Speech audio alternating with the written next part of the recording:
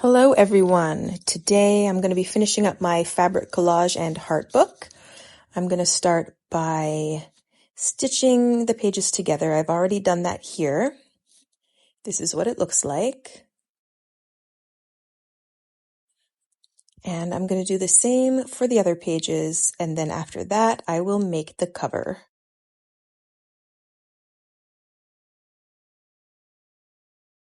I'm going to start by coming up through the middle of the book, just to hide the knot. And then I'm going to do a whip stitch all the way around the edges. You could, of course, do a running stitch. If your edges are raw, the stitch I'm doing might not look as good. A running stitch might be the way to go. So do whatever you like, whatever you think is going to make your book look pretty.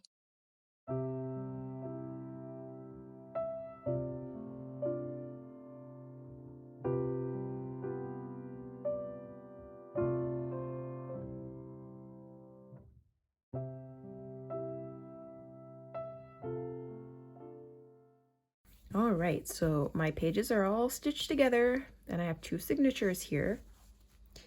And what I want to do next is make the cover. This is going to be very easy. I believe I have a video already showing you how to make this style of cover, but we're going to do it again here today. And so how I measured this was I took my signatures and line it up like this.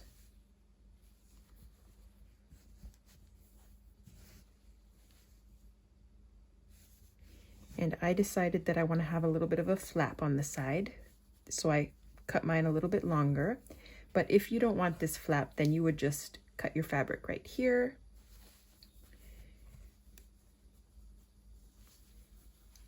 But I want mine like this. And of course, this flap can be as long or as short as you like. And I also have these little strips that I ripped off the edges here. And so what I'm going to do with these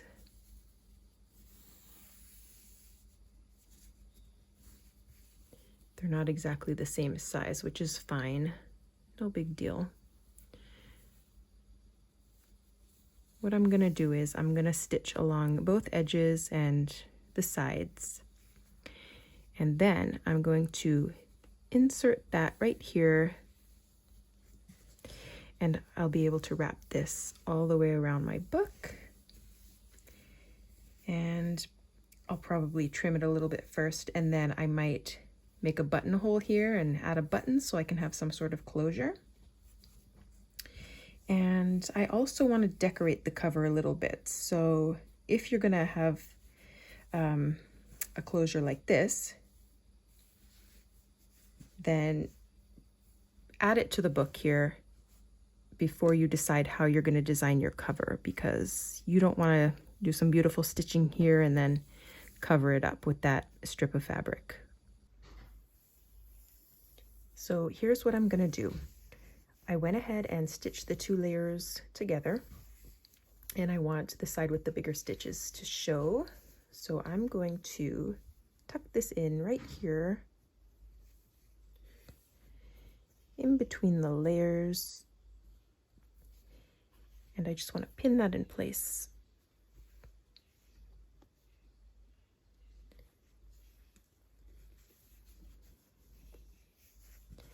And then that's going to wrap around.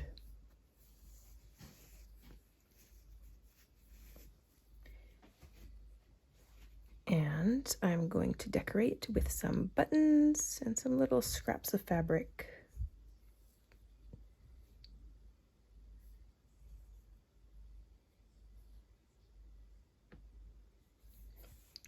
And I might, maybe I'll put the date here or somewhere.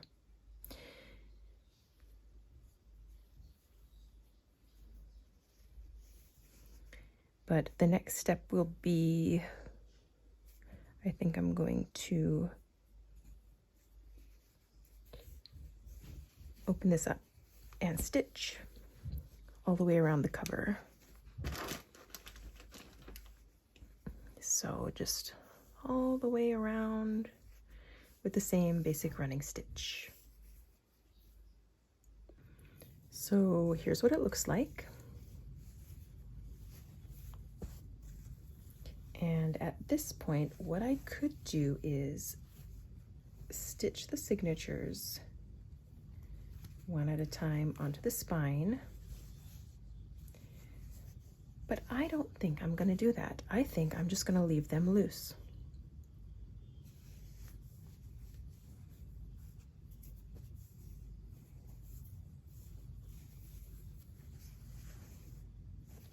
So now I was originally going to make a little buttonhole here, but I'm not going to do that anymore. I decided I'm going to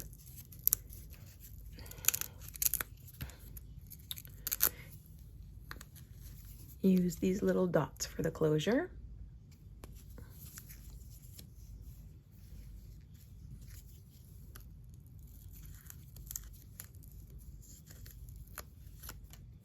They're sticky, but I'm gonna add a few stitches as well just to keep them in place.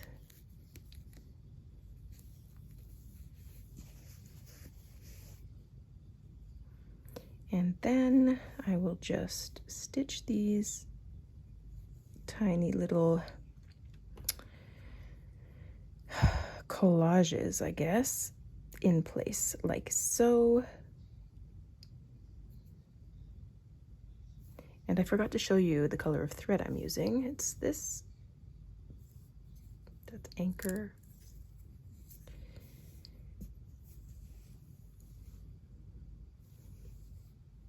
And that's what I'm going to do, and I'll be right back.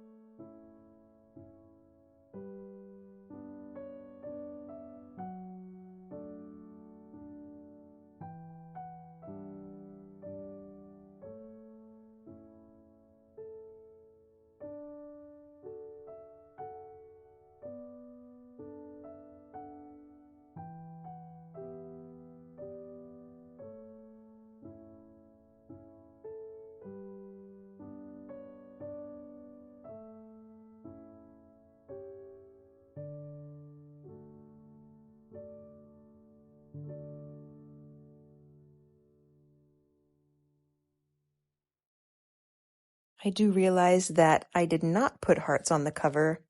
I should have done that to match the theme of the rest of the book, but I didn't. It was pretty late when I finished this book up, and I was probably half asleep. So no hearts made it onto the cover, but it still turned out beautifully, and I'm very happy with the finished book. I hope you enjoyed this series, and I hope that you are inspired to make a fabric book of your own.